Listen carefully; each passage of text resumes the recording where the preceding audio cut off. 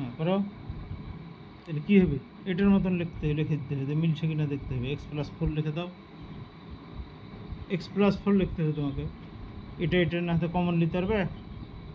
হ্যাঁ, তো এখন কী হলো, এখন গুণ করো তো, -1 দেওয়া তাহলে -x হলো, -1 দেওয়া তাহলে -4 হয়ে গেলো, হলো না? তাহলে মিল হয়ে গেলো, ওপরেরটার সঙ্গে মিল হয়ে গেলো, তাহলে ঠিক আছে। লাও এখন লেখো সমান,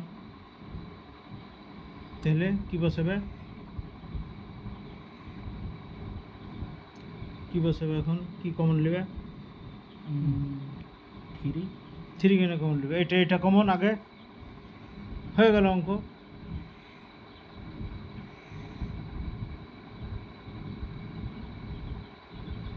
কই কোনটা করে ওটা কমন নিল? কোনটা আছে এটা?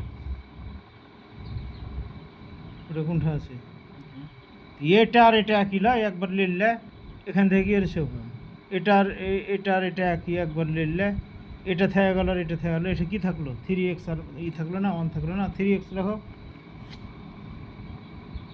-1 এটা বাদ থাকলো, ওইটাকে এখন নিতে হবে। কি পড়ছো? লেখো, অ্যান্সার লেখো।